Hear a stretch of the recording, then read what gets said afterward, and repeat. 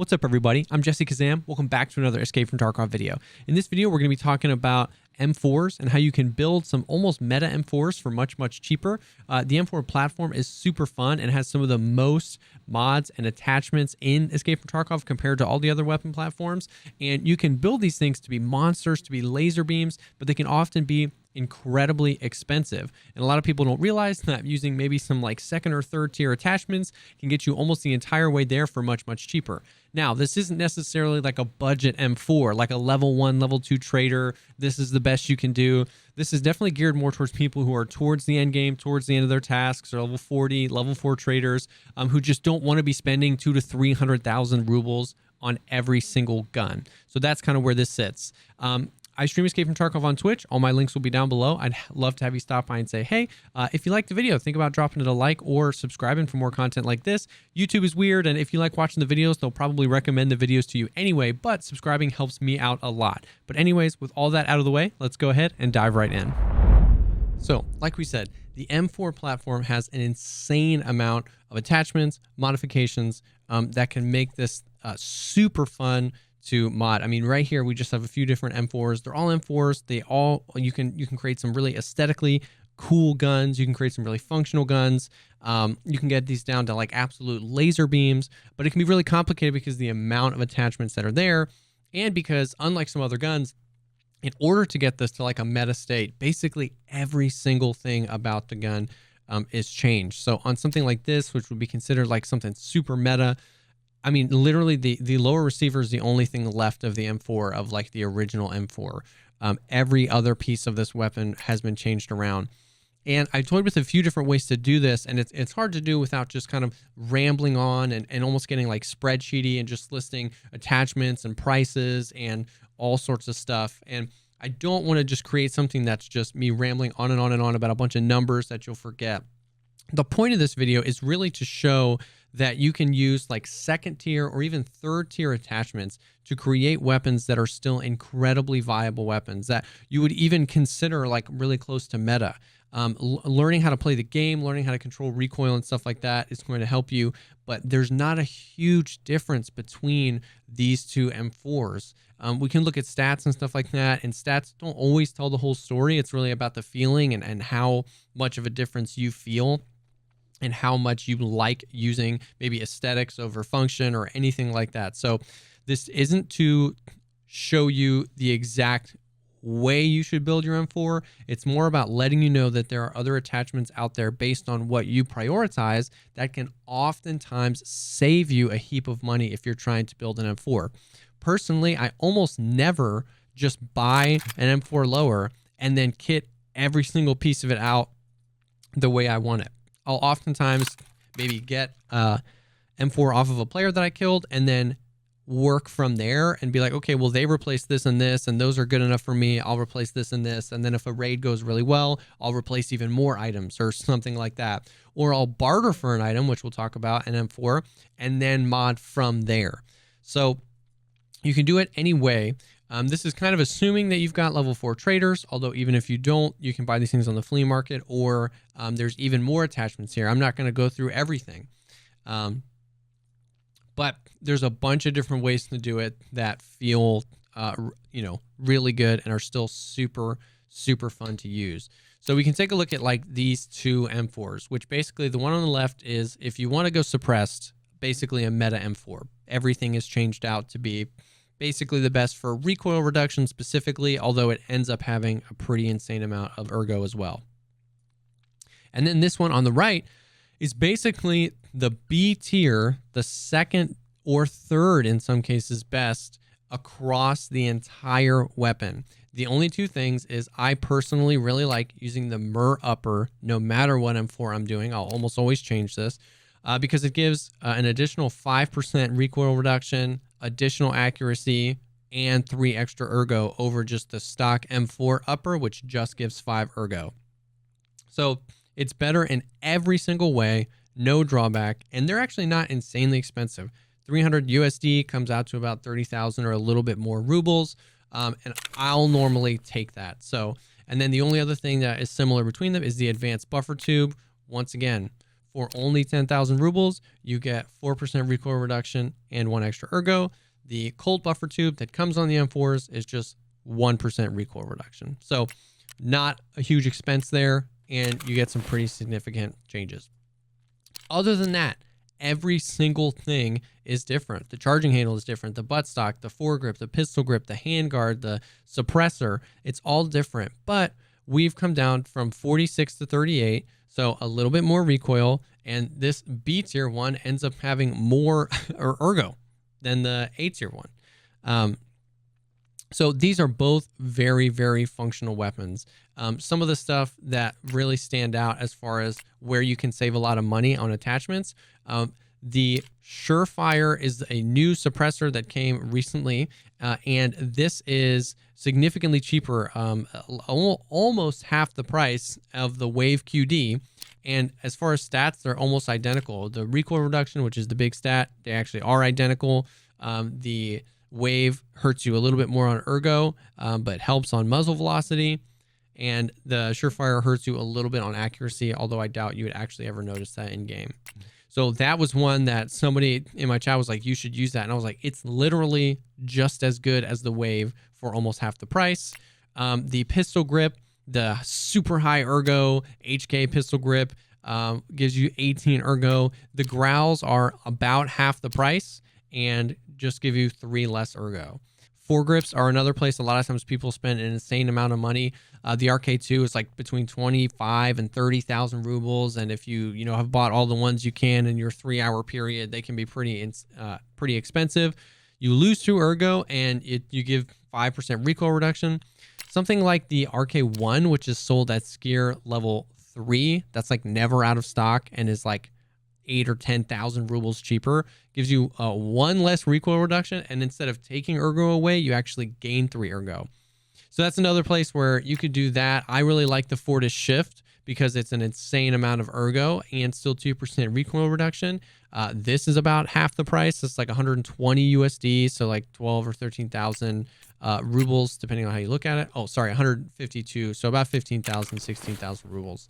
And then the Handguard is another place where like this is considered the meta Handguard. 3% recoil reduction, 12 ergonomics. That's great. That's a lot of ergo, and 3% recoil reduction is pretty nice. There's a bunch of different ways you could go here. The new Geisley one, which I just really like, is not quite as good a recoil, not quite as good a ergo, significantly cheaper, however. And once again, as you can see, you can build a gun that's pretty great. There's a few other things as well. I really like the aesthetic look of the Mark 10. A lot of people don't. I do. Same recoil reduction as the Meta one. A little bit less ergo. Once again, much cheaper. The LVOAC, which has been around for a while. This is like super close. This is 1% less recoil reduction, 2% less ergo. And this is just kind of the whole point of the video. When we're talking about 1% difference in this, 1 ergo difference on that for potentially twice the price, at the end of the day, the meta is always going to be what's chased after by the top 1%, which is totally understandable. People are going to want to use the best available if money is no option. If I've got 75 million rubles, why wouldn't I pay the extra for the extra ergo or whatever? And I get that, but that inflates the prices of those things.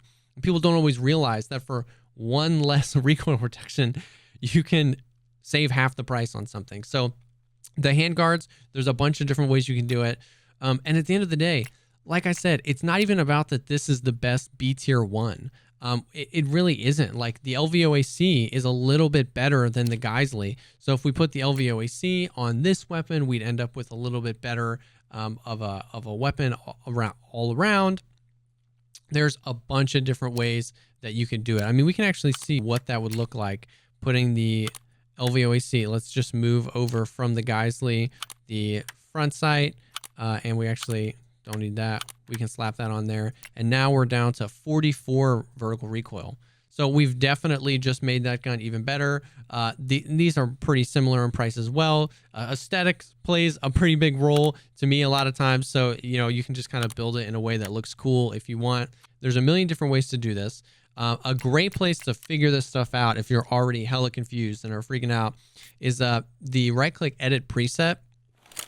You can pull this little info tab out, and here's your stats. And now you can start going through and be like, okay, well, that's the Geisley. What happens to the stats when I put the LVOAC on? What happens to the stats when I put a Viper on? What happens to the stats when I, and that's a good way to just like check out the different attachments. And then it is a little tedious. Then you can go look for those things. But this was, once again, just to bring up a few different ways to do it.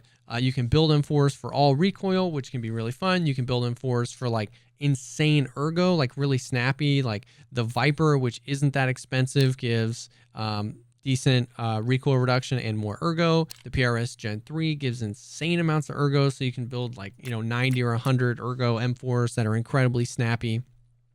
There's a bunch of different ways to do it. You know, I would, this would be close to something that I would like to run from like a B tier, maybe replace this with the LVOAC or something, and you're very functional, very close for so much less. I did the math earlier. If you had yourself already an M4 lower and you wanted to buy every single one of these attachments to get this to meta, not including an optic, because you can do whatever you want, or mags or ammo or the rest of your kit, it's about 200,000 rubles to buy something like this, which is just insane. It's really expensive. Even this, of course, once again, if you're buying all your attachments, it's going to be expensive, but you can save close to 80,000 rubles building it this way, and it's still a very functional gun. Like we talked about earlier, I almost never do that. I'll normally just one or two things at a time, unless I'm just trying to test out some super cool, fun builds. A lot of times I'll strip attachments off of weapons if I find somebody with an AK that I don't really want to keep, but they've got a Fortis Shift on it, or an RK1, or an RK2, or a PK06 or something. I'll yank that off. So a lot of times you can say, okay, well, I already have the shift, or I already have this suppressor. Now I'll just buy this, and now I'm super close to meta. So there's a bunch of ways to do it. And then I also want to mention really quick that bartering is a great way to get you almost all the way there. So the two barters that are really cool are 4 GP coins for this LVOAC M4. GP coins go for like 25 to 30K. So that's like, if I just have a bunch just from finding them, but it's like 120,000. What's cool about this is it comes with the Raptor charging handle, which is like the Meta 1, the MER upper already, which is the Meta 1, and the LVOAC, which, like we said, is like second best, and all of the rails that you need, so you don't have to go through and buy all the rails if you want to attach a flashlight or a foregrip, and the KAC compensator, which fits an NT4 suppressor right on. So what's cool about this is you can buy this, slap an optic, a foregrip, and a suppressor on, and then if you make it through a raid, maybe now you switch out the pistol grip and the buttstock. You make it through another raid, maybe you go for the Meta suppressor or the Surefire. This gets you really close, and you don't have to worry about building most of it. You're just attaching. A lot of times I'll always have a foregrip or something handy, or a suppressor that I pulled off of someone else's gun. So I can often get away with just the 4 GP coins, random stuff I have in my stash, and I can go with a pretty solid M4. The other barter is 2 GP coins and 1 Bitcoin. These are both for mechanic. For this guy, which what's amazing about this guy is he comes with a 60 round PMag and an optic, which these PMags are not inexpensive, and then oftentimes optics are. PK06s are like 40,000 rubles now. So this comes with literally everything you need. And stock, it's 53 vertical recoil, so not amazing. But once again, you can pull this off, and if you have one of these handy or something like that, you can throw that on, boom. And then the other thing really holding this down is the wave compensator. If we yank that off and go with something more meta, like the Bulletech one, which is only like 8,000 rubles or something like that, by just changing those two things on this weapon, which would cost you 20,000 rubles, now we're down to 44 vertical recoil, a pretty decent amount of ergo. It's a nice short barrel one, which is cool for clearing rooms and stuff like that. And this thing is ready to go with an optic and a big old 60 round mag right there. So there's a million different ways to mod these out. Like I said, I hope that this didn't ramble too long, and I hope that this actually helped. I hope that this served the purpose of letting you know that some of the tier 2 or tier 3 attachments get you to incredibly usable weapons for much cheaper. You can use things you have, like if you've got Bitcoin coming out of the Bitcoin farm, if you're finding GP coins, you can use those. All the attachments that you're just picking off of people's guns, you can use those to save yourself a lot of money and make super viable M4s. So I hope that this helped, and then maybe got you excited to try out some new M4 builds. Thank you all so much, as always, for taking the time to check out this video. Drop a like if you liked the video and think about subscribing for more content like this. I'm always trying to help shorten the learning curve of Escape from Tarkov and get you and your raids having fun as soon as possible. Like we said before, I stream Escape from Tarkov on Twitch. We also have a super active Discord. If you're looking for people to run raids with, ask questions, help get quests done, all sorts of stuff like that, that link is down below as well. Thank you again for stopping by, and I'll definitely see y'all on the next one.